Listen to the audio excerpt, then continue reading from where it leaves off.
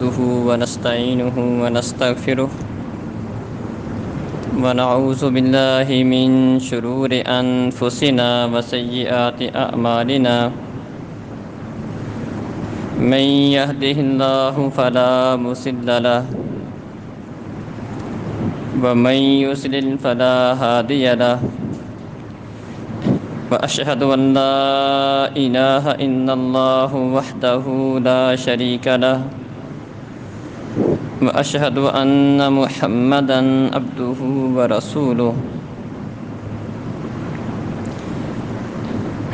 أعوذ بالله من الشيطان الرجيم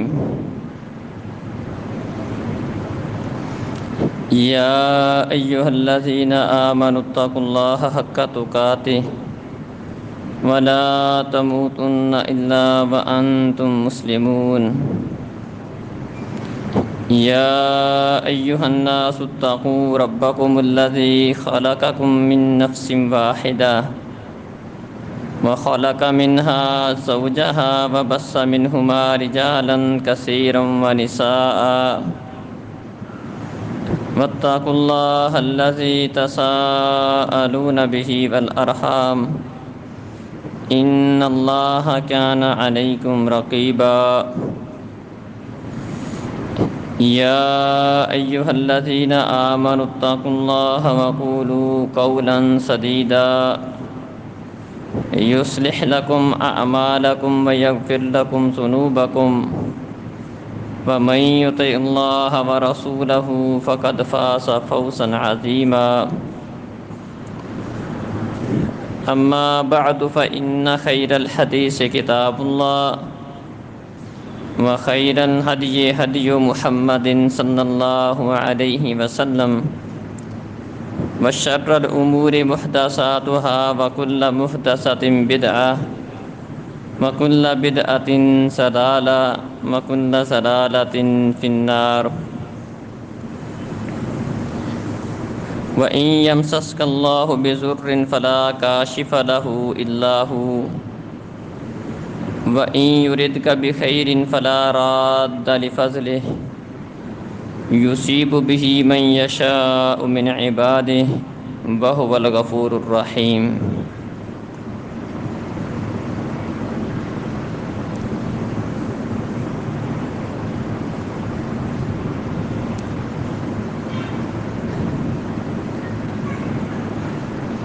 زمانہ جاہلیت میں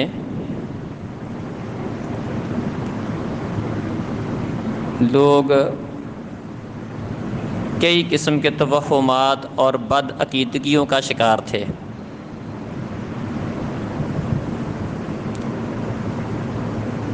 ان لوگوں کے اندر اللہ رب العزت کے ساتھ واضح طور پر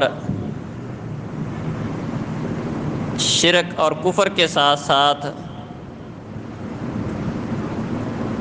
بہت سارے توہمات اور بد عقیدگیاں بھی پائی جاتی تھیں۔ نبی مکرم صلی اللہ علیہ وسلم نے جب مکہ کو فتح کیا اور وہاں پر بتوں کو توڑا تو نبی صلی اللہ علیہ وسلم نے دیکھا کہ ابراہیم علیہ السلام اور اسماعیل علیہ السلام کی ان لوگوں نے مورتیاں بنا کے رکھی ہوئی ہیں اور ان کے ہاتھوں میں تیر تھمائے ہوئے ہیں قسمت آزمائی کے۔ نبی صلی اللہ علیہ وسلم نے فرمایا کہ اللہ ان کا برا کرے۔ ابراہیم علیہ السلام اور اسماعیل علیہ السلام وہ کبھی بھی تیروں کے ساتھ قسمت آزمائی نہیں کیا کرتے تھے۔ اسی طرح وہ لوگ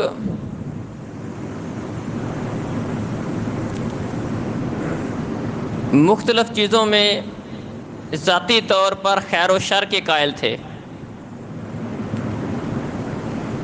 کئی چیزوں کے متعلق ان کا عقیدہ تھا کہ یہ چیز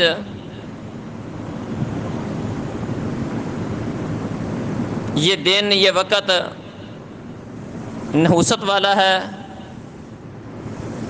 اور یہ چیز، یہ وقت، یہ دن خیر والا ہے۔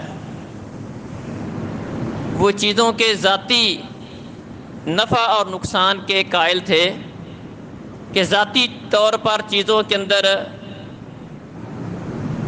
خیر اور شر کا مادہ پایا جاتا ہے۔ بعض دنوں کو وہ منحوس سمجھتے تھے، بعض مہینوں اور بعض دنوں کو وہ خیر و برکت والا سمجھتے تھے۔ اسی طرح ان کے اندر اس طرح کی سوچ بھی پائی جاتی تھی کہ بعض بیماریاں متعدی ہوتی ہیں، وہ خود بخود ایک سے دوسرے کو لگ جاتی ہیں۔ اس طرح کے کئی سارے توہمات اور بدعقیدگیاں ان لوگوں کے اندر پائی جاتی تھیں۔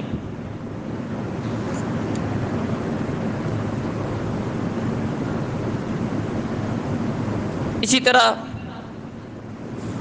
بہت ساری چیزیں ایسی ہیں جو آج کل کلمہ پڑھنے والوں کے اندر، مسلمانوں کے اندر بھی زمانہ جاہلیت کی پائی جاتی ہیں۔ بہت سارے لوگ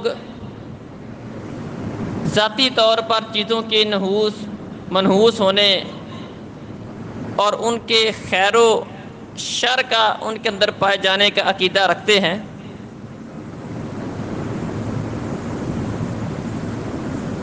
کئی لوگوں کا ذہن یہ ہوتا ہے کہ اگر بندے نے کوئی سفر کرنا ہے اور آگے سے کوئی بلی گزر جاتی ہے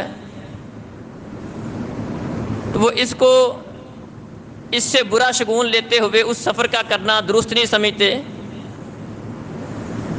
اس بات کو اس چیز کی علامت سمجھتے ہیں کہ انہیں سفر سے روکا جا رہا ہے۔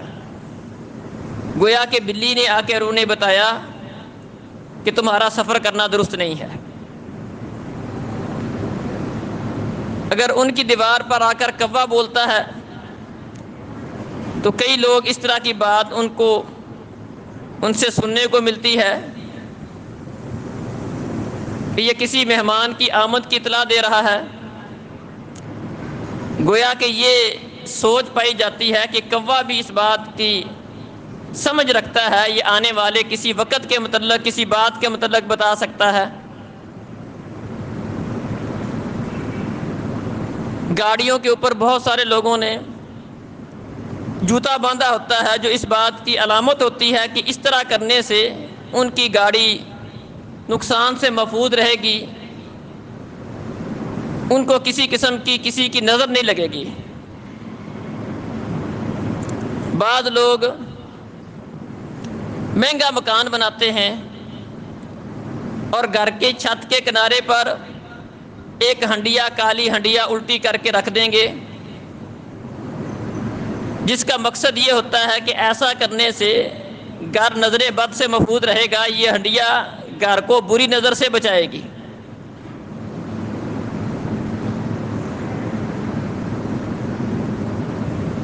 بعض دنوں کے متعلق ہمارے ہاں یہ سوچ پائی جاتی ہے کہ یہ دن خیر و برکت والے نہیں ہیں، منحوس دن ہیں۔ جیسا کہ سفر کا مہینہ آتا ہے تو سفر کے مہینے میں بہت سارے لوگ شادی بیاہ کا معاملہ نہیں کرتے، ذہن یہ ہوتا ہے کہ سفر کا مہینہ منحوس ہوتا ہے۔ بعض لوگ شادی بیاہ کی تاریخ مقرر کرنے سے پہلے بعض اس قسم کا ذائچہ نکالنے والوں کے پاس جاتے ہیں اور ان سے یہ معلوم کروانے کی کوشش کرتے ہیں کہ ہمارے متعلق بتایا جائے کہ ہمارے لیے کون سا دن بہتر ہوگا۔ تو جو وہ تجویز کر دیتے ہیں کہ آپ فلاں دن میں شادی کر لو، فلاں ڈیٹ مقرر کر لو، وہ والی تاریخ مقرر کریں گے۔ گویا کہ ان کا یہ ذہن پایا جاتا ہے کہ فلاں دن خیر و برکت والا ہے اور فلاں دن شر والا دن ہے۔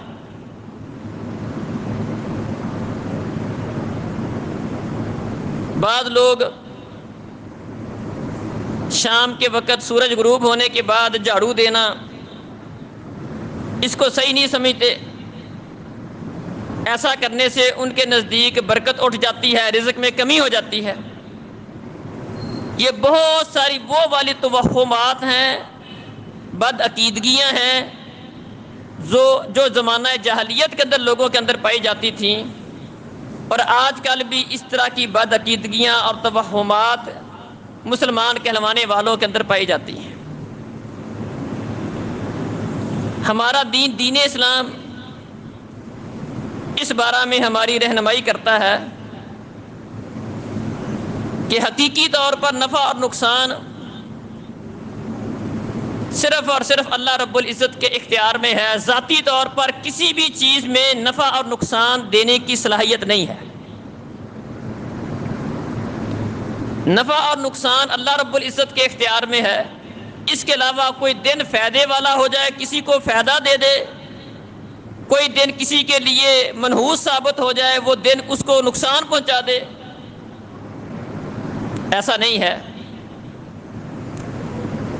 جو آیت میں نے آپ کے سامنے پڑھی ہے، اللہ تعالیٰ اس آیت میں فرماتے ہیں وَإِن يَمْسَسْكَ اللَّهُ بِضُرٍّ فَلَا كَاشِفَ لَهُ إِلَّا هُوَ، اگر اللہ احکم الحاکمین کسی بھی انسان کو تکلیف پہنچا دے، اگر آپ کو کوئی نقصان کر دے، فَلَا كَاشِفَ لَهُ إِلَّا هُوَ، تو اللہ رب العزت کے علاوہ اس تکلیف کو کوئی نہیں ہٹا سکتا۔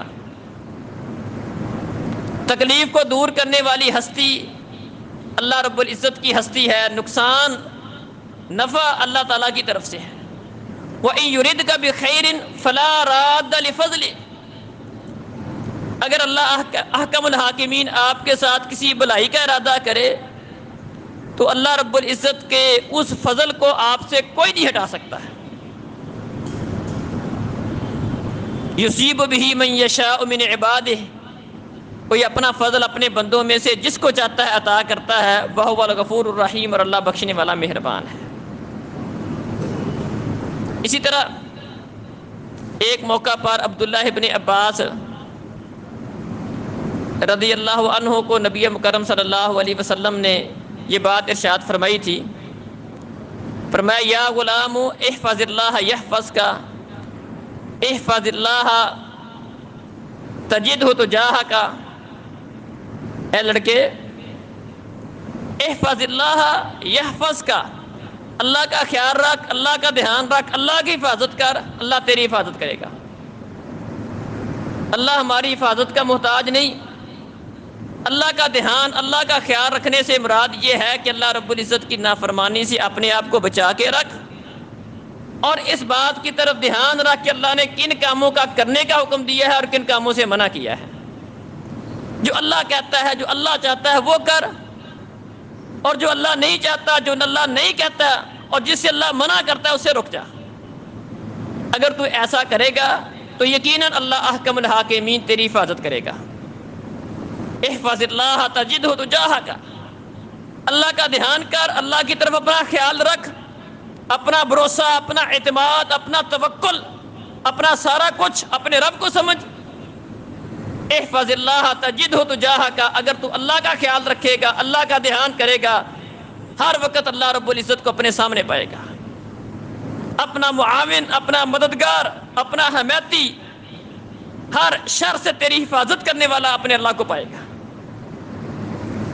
وَإِذَا سَأَلْتَ فَاسْأَلِ اللَّهِ وَإِذَا اسْتَعَنْتَ فَاسْتَعِنْ بِاللَّهِ، جب بھی کچھ مانگنا ہو اللہ سے مانگ، جب مدد کی ضرورت پڑ جائے، مشکل کشائی کا وقت ہو، حاجت روائی کا وقت ہو، دنیا کے سارے وسائل منقطع ہو جائیں، سارے سہارے ختم ہو جائیں، کوئی سہارا باقی نہ رہے، اللہ سے مدد مانگ۔ اذا سألت فاسأل اللہ، جب بھی کچھ مانگنا ہو اللہ سے مانگ۔ وَإِذَا اسْتَعَنْتَ فَاسْتَعِنْ بِاللَّهِ، مدد کی ضرورت پڑے، پکارنا ہے، حاجت روائی کروانی ہے، مشکل کشائی کروانی ہے، دستگیری کروانی ہے، تو حاجت روا، مشکل کشا، بگڑی بنانے والا وہ اللہ رب العزت ہے، اللہ کو پکار، اللہ سے مدد مانگ۔ وَعَلَمْ أَنَّ الْأُمَّةَ لَوِ اجْتَمَعَتْ عَلَىٰ أَن يَنفَعُوكَ لَن يَنفَعُوكَ إِلَّا بِشَيْءٍ قَدْ كَتَبَ اللَّهُ لَكَ، اور اپنا عقیدہ بنا لے،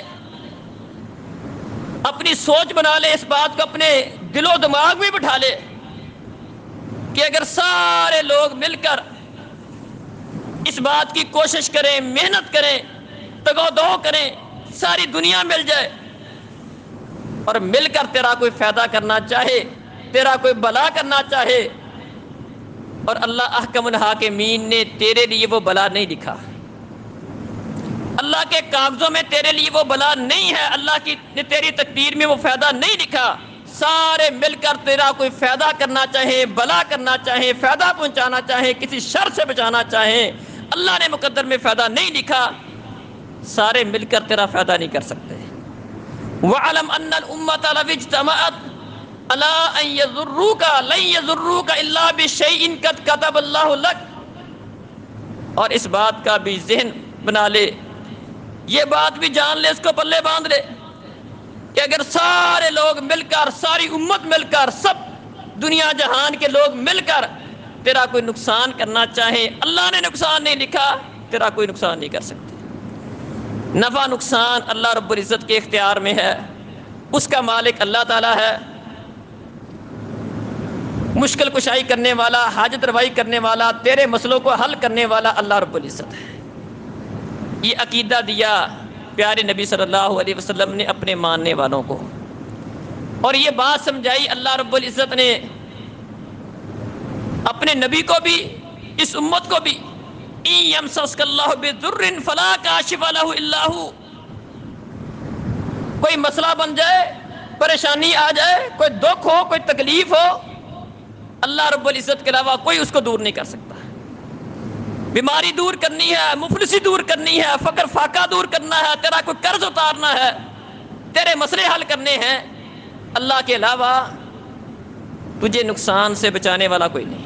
إِن يَمْسَسْكَ اللَّهُ بِضُرٍّ، اللہ تیرا کوئی نقصان کر دے، اس نقصان سے کوئی بچانے والا نہیں، اس کو کوئی ہٹانے والا نہیں ہے، ہاں اللہ بچا سکتا ہے، اور اللہ تیرے ساتھ کوئی بلائی کا ارادہ کرے، خیر خواہی کا ارادہ کرے، تیرا کوئی نفع چاہے، کوئی اس کو روک نہیں سکتا ہے۔ یہ عقیدہ دیا ہے تو چیزوں کے اندر تاثیر مان لینا، دنوں کے اندر تاثیر مان لینا، ان کو نفع نقصان والا سمجھنے لگ جانا، یہ شرکی عقیدہ ہے۔ صحیح مسلم میں نبی اکرم صلی اللہ علیہ وسلم نے زمانہ جاہلیت کے اور ہمارے اس دور کے اس عقیدے کو ایک ہی حدیث کے اندر چند چیزوں کا ذکر کر کے ان کی نفی کر دی۔ پیارے نبی صلی اللہ علیہ وسلم نے فرمایا، لا ادوا ولا طیارتا ولا حاما ولا سفر ولا نوا ولا غولا ویعجبنی الفعل۔ صحیح مسلم کی حدیث ہے، اس میں نبی مکرم صلی اللہ علیہ وسلم نے چند باتوں کی، چند ان چیزوں کی وضاحت کی ہے، ان کی نفی کی ہے جو زمانہ جاہلیت کے اندر پائی جاتی تھی۔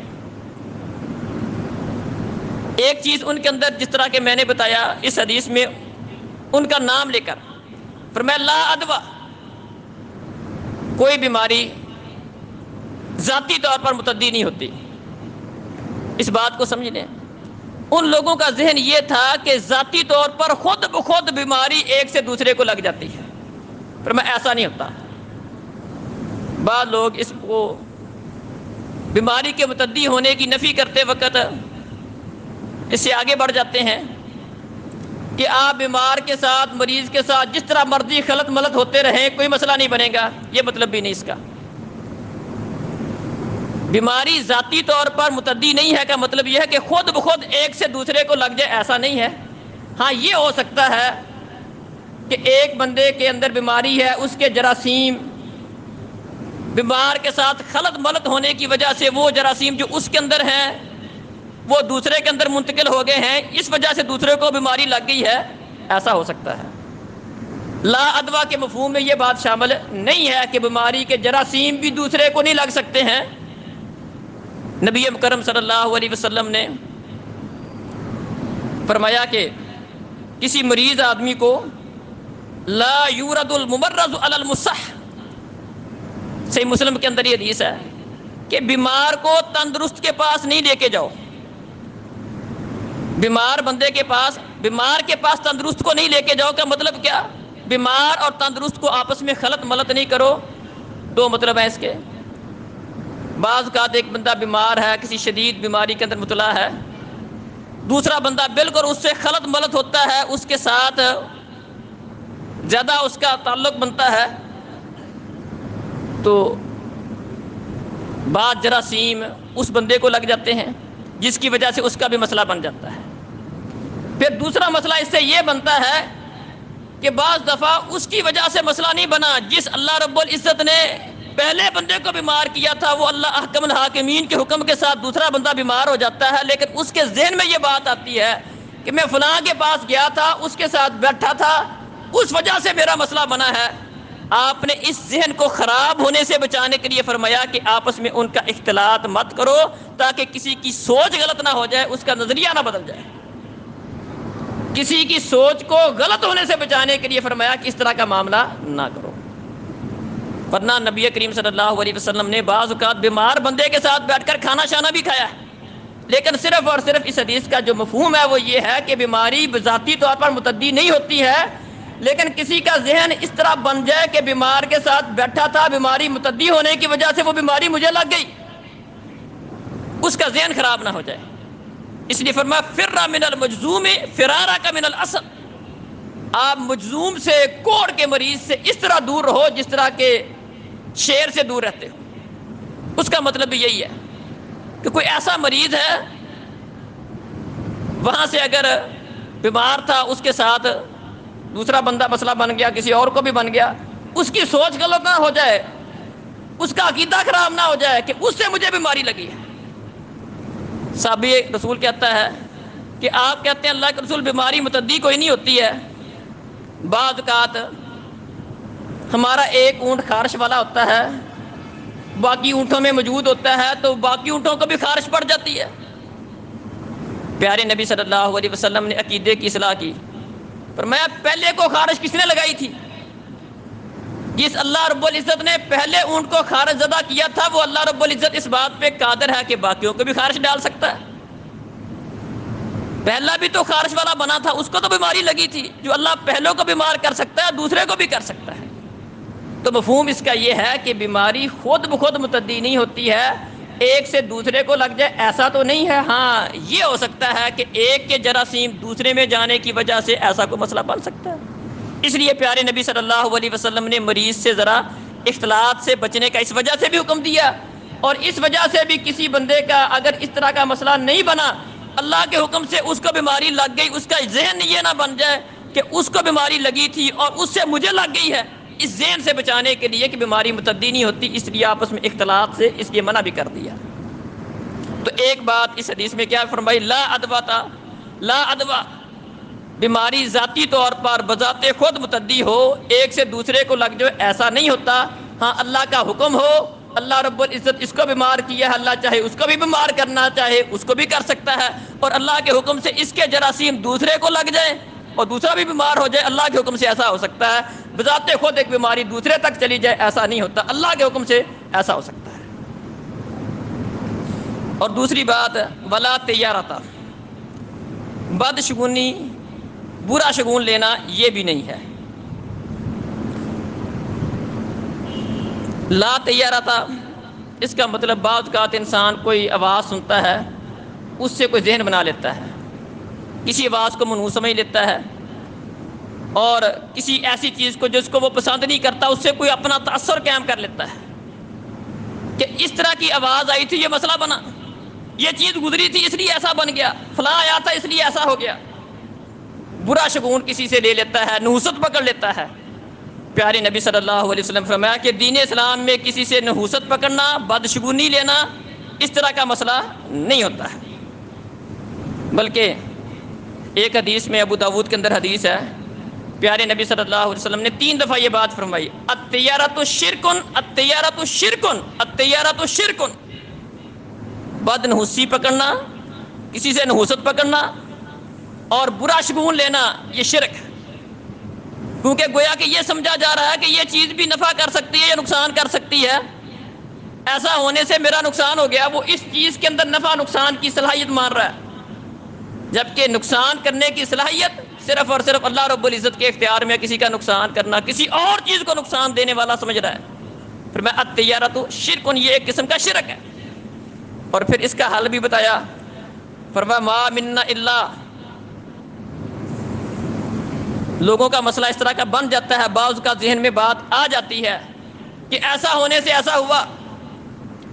اس طرح کی بات فرمایا کسی کے ذہن میں آ جائے تو اللہ رب العزت کے اوپر توکل، بھروسہ، اعتماد کرنے کی وجہ سے اللہ رب العزت اس کا وہ مسئلہ ختم کر دے گا.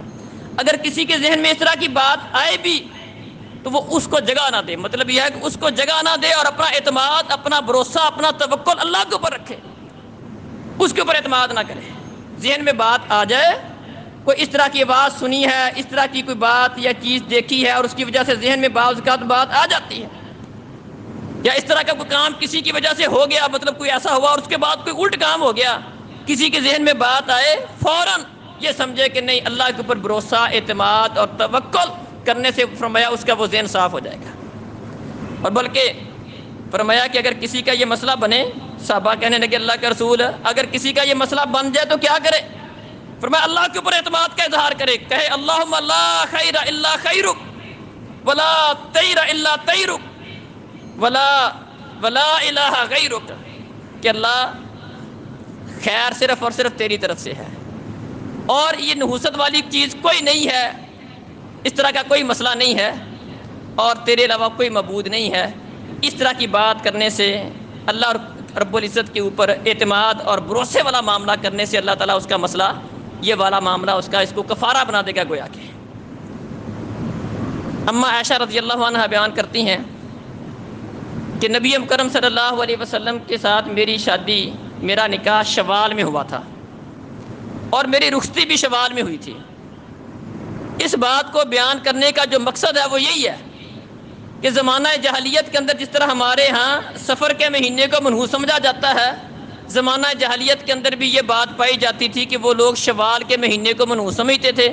تو اما عائشہ کہتی ہیں کہ اللہ کے رسول نے میرے ساتھ شادی بھی شوال کے مہینے میں کی تھی اور میری رخصتی بھی شوال کے مہینے میں ہوئی تھی، اور مجھ سے بڑھ کر قسمت والی کوئی اور عورت ہے پیارے نبی کی بیویوں میں؟ تو مطلب بات کرنے کا یہ ہے کہ اس طرح کا کوئی مسئلہ نہیں ہے، اور پیارے نبی صلی اللہ علیہ وسلم نے ان کی اس سوچ کو غلط ثابت کرنے کے لیے اپنی شادی بھی شوال کے مہینے میں کی اور رخصتی والا معاملہ بھی شوال کے مہینے میں ہوا.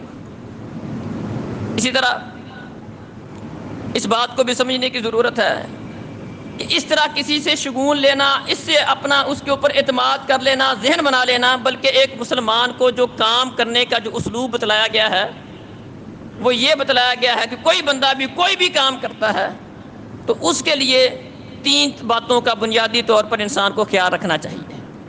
ایک بات تو یہ ہے کہ کوئی بھی آپ نے کام کرنا ہے اس کے لیے اس کام کے جاننے والوں سے مشورہ کر لے. اللہ کہتے ہیں وشاورہم فی الامر، آپ کو کوئی کام کرنا ہے، شادی ہے، کاروبار ہے، اس کام کے جاننے والوں سے مشورہ کر لیں. اس کے بعد اگلا کام اللہ رب العزت سے دعا بھی کریں. صحیح بخاری میں حدیث ہے، پیارے نبی صلی اللہ علیہ وسلم فرماتے ہیں کہ نبی کریم صلی اللہ علیہ وسلم ہمیں استخارے کی دعا اس طرح سکھاتے تھے جس طرح قرآن کی کوئی سورت سکھاتے ہیں. استخارے کی دعا سکھائی آپ نے. کسی کو کوئی کام کرنا ہو تو 2 رکعتیں پڑھے، آخر میں یا سلام کے بعد یہ دعا پڑھے اللہم انی استخیرک بعلمک واستقدرک بقدرتک واسألک من فضلک العظیم فانک تقدر ولا اقدر وتعلم ولا اعلم. یہ لمبی دعا کسی کو آتی ہے زبانی پڑھ لے، نہیں بھی آتی ہے تو اوپر سے دیکھ کے پڑھ لے، کوشش کرے زبانی یاد کرنے کی. کام کرنے کا اسلوب بتلایا کہ مشورہ کریں، پھر اللہ سے خیر مانگیں.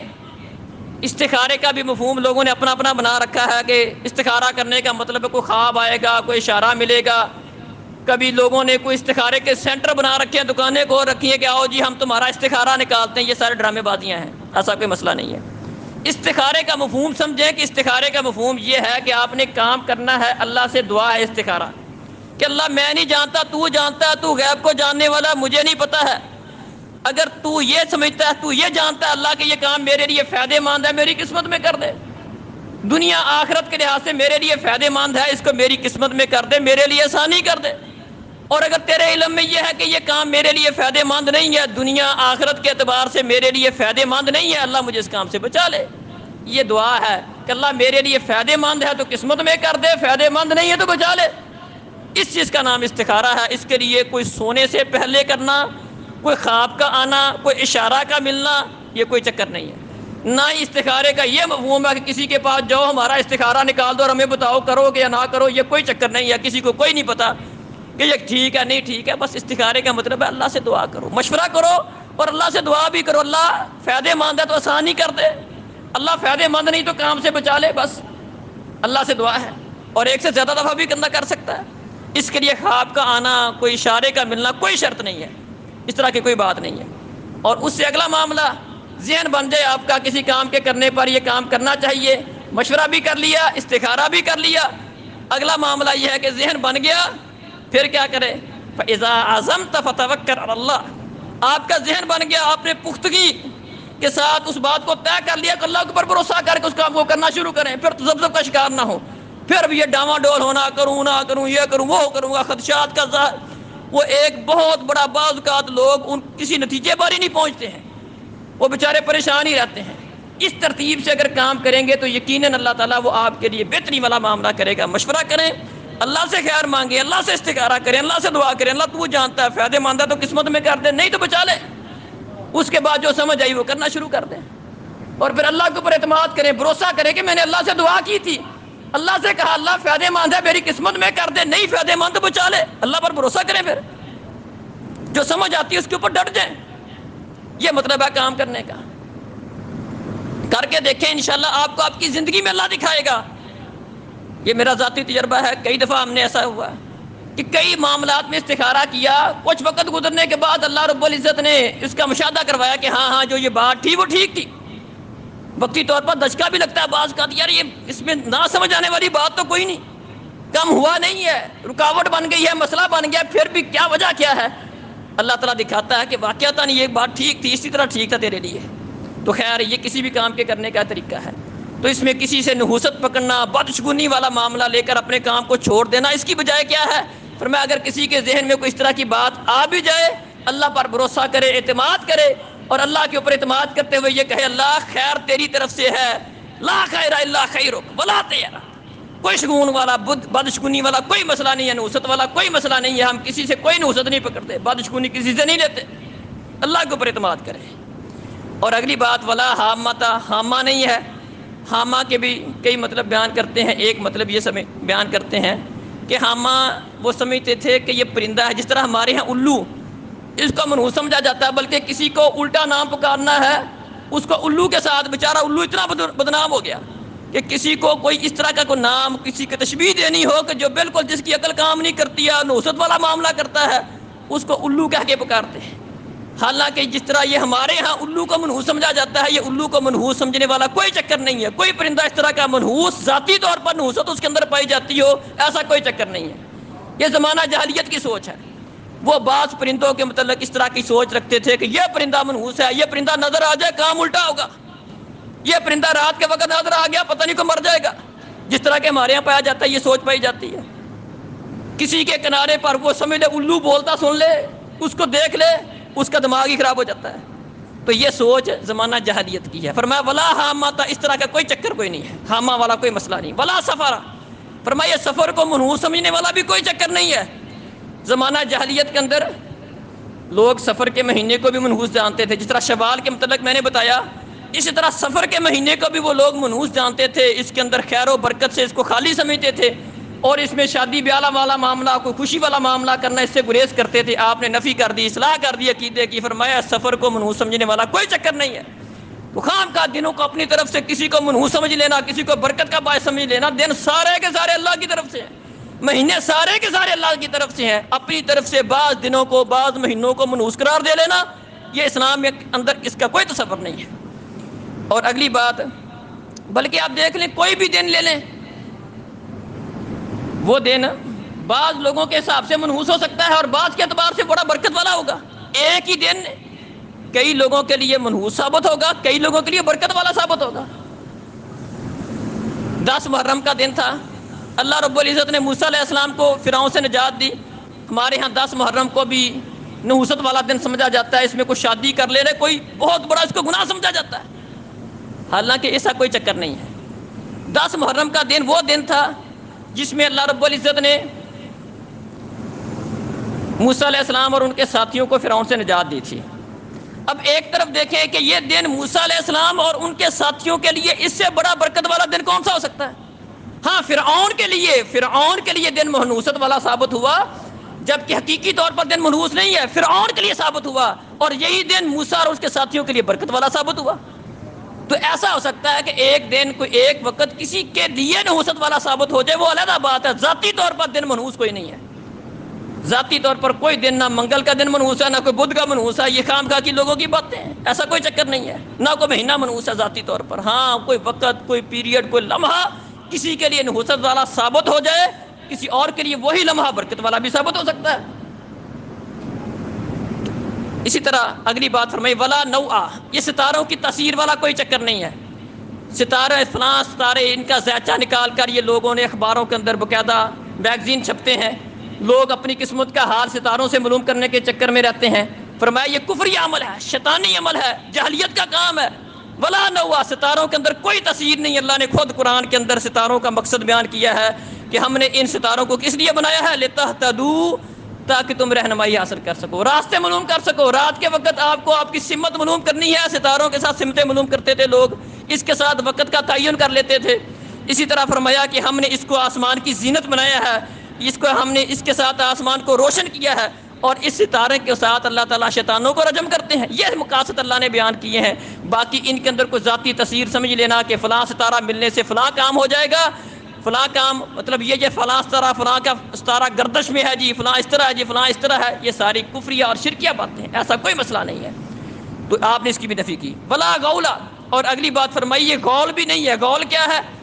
یہ زمانہ جاہلیت کے اندر اس طرح کی سوچ پائی جاتی تھی کہ وہ لوگ اگر کسی صحرا میں، جنگل میں جاتے تھے تو وہاں پر جا کر یہ سمجھتے تھے کہ اس جنگل کا، اس صحرا کا کوئی جن شیطان اس کا بڑا ہے، اور وہاں پر جا کر اس جن شیطان کے شر سے پناہ مانگتے تھے، اس کی منت اللہ کرتے تھے ہمیں کوئی نقصان نہ پہنچانا۔ جس طرح کہ ہمارے ہاں اس طرح کا مشاہدہ، یہ بھی دیکھنے میں چیزیں آتی ہیں، کسی کو جن چمڑ جائے، اس طرح کی باتیں آپ کو ملنے میں آئیں گی جی، وہ یہ کرے کہ آپ اس طرح کرو جی کہ ایک دیگ دے دو میں چلا جاتا ہوں جی، آپ فلاں کام کر دو میں چلا جاؤں گا، آپ بکرا ذبح کر کے قبرستان میں پھینک دو میں چلا جاؤں گا۔ یہ سارا وہ عقیدہ ہے، وہ سوچ ہے جو زمانہ جاہلیت کے اندر پائی جاتی تھی۔ پیارے نبی فرماتے ہیں ولا غولا، یہ غول والا کوئی چکر نہیں ہے۔ جنوں شیطانوں سے خوف زدہ ہو کر ان کی پناہ میں آنا، ان سے پناہ مانگنا، ان کے منتیں ترلے کرنا، ان کی باتیں ماننا، یہ بالکل جاہلیت والا کام ہے، اس کا کوئی تصور نہیں ہے۔ ہاں، دین اسلام نے طریقہ بتایا، ان شیطانوں کے شر سے پناہ کا طریقہ بتایا ہے۔ گھر میں داخل ہو وہ بسم اللہ پڑھ کے داخل ہو، گھر سے نکلو بسم اللہ پڑھ کے نکلو، صبح و شام اعوذ بکلمات اللہ التامات من شر ما خلق پڑھو۔ کسی آبادی میں جاتے ہو، کسی بستی میں جاتے ہو، فرمایا 3 دفعہ یہ دعا پڑھ لو۔ کسی آبادی بستی میں جائے بندہ، کسی شہر میں جائے، فرمایا اعوذ بکلمات اللہ التامات من شر ما خلق 3 دفعہ پڑھ لے۔ فرمایا جب تک اس آبادی بستی سے نہیں جائے گا، کوئی جن شیطان بندے کا کوئی نقصان نہیں کر سکتا، کوئی چیز اس کا کوئی نقصان نہیں کر سکتی ہے۔ یہ طریقہ کار بتایا ہے۔ صبح کے وقت بسم اللہ الذی لا یضر مع اسمہ شیء فی الارض ولا فی السماء وهو السمیع العلیم پڑھو، 3 دفعہ پڑھ لو۔ فرمایا شام تک تمہارے لیے کوئی موذی جانور، کوئی شیطان جن تمہارا کوئی نقصان نہیں کرے گا۔ یہ کام کرنے کے ہیں۔ رات سونے سے پہلے آیت الکرسی پڑھ لو، فرمایا کوئی شیطان تمہیں پریشان نہیں کرے گا، شیطان کے شر سے محفوظ رہو گے۔ یہ طریقے کار بتائے ہیں۔ تو جنوں کے منتے ترلے کرنا، شیطانوں کے واسطے ڈالنا، ان کو خوش کرنے کے لیے، انہیں دفع کرنے کے لیے، دور کرنے کے لیے ان کی باتیں ماننا، یہ جاہلیت والا اور شرکیہ کام ہے۔ تو آپ نے ایک ہی حدیث کے اندر ان ساری باتوں کی نفی کر دی کہ فرمایا کہ لا ادوا ولا طیارہ ولا حاما ولا غولا، اس طرح کا کوئی چکر نہیں ہے، یہ زمانہ جاہلیت والی باتیں ہیں۔ اور نفع نقصان، بات سمجھائی کہ نفع نقصان ان چیزوں کے اختیار میں نہیں ہے، یہ بلا نہیں کر سکتی، یہ ذاتی طور پر بندے کا نقصان یا فائدہ نہیں کر سکتی ہیں۔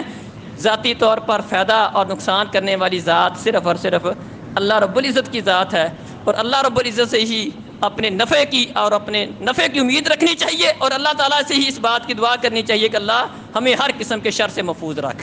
اللہ سمجھنے عمل کی توفیق دے۔